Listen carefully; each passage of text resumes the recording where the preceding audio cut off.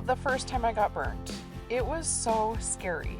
If any PI ever tells you that they have never been burned, they're either lying or they don't do much surveillance. Wait, do you even know any PIs? Probably not. Basically, the goal of a PI is to be invisible. The gray man, they call it. So we go to great measures to never be seen.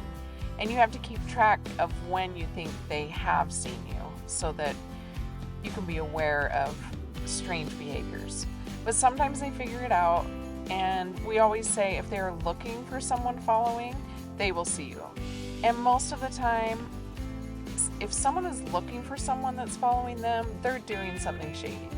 So the case was a young mom dealing drugs who wanted to get her custody back of her child, and she said that she had a good job and was not dealing or taking drugs or hanging out with anyone that was doing those things anymore. So I had only followed her for 2 or 3 days, and I totally admit I was pretty spanking new. So I can now see a lot of mistakes I made, but at the time I thought I was doing fine. We had contact with the ex-husband, and he would tell us when they would meet to swap the child, and then we would follow her from there. And then I needed to go to her apartment and see if she was leaving without the child and leaving the child at the apartment with somebody or alone. So on this one night, I followed her from her apartment parking lot. Mistake number 1. I didn't really need to be that close, but I was trying to see if she was leaving the child in the apartment. And outside of her apartment, there really weren't that many parking spots, so I was kind of in the front.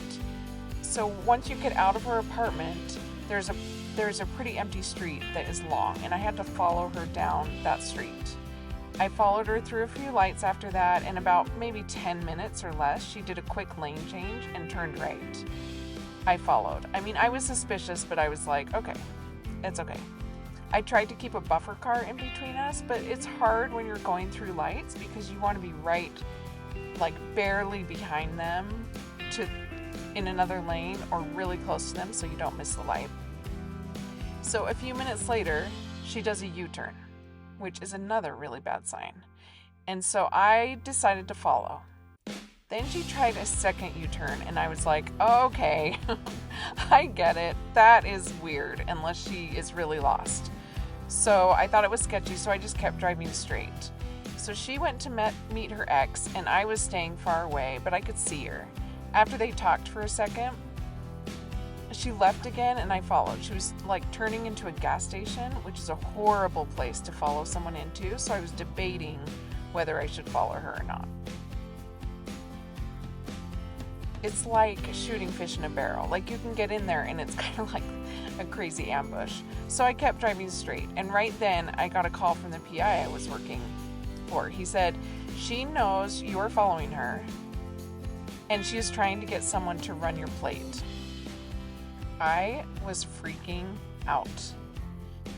So he's like, my stomach dropped and my heart was beating so fast. He's like, find a place to park that's well lit and populated and stay in your car. No matter what happens, stay in your car.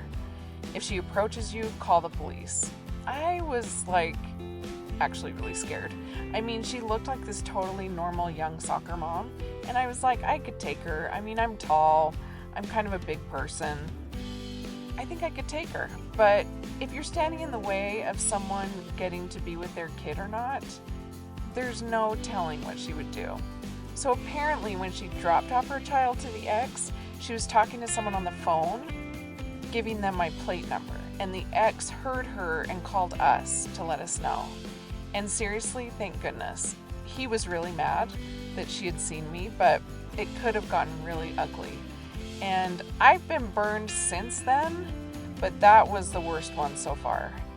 And it is absolutely the worst feeling.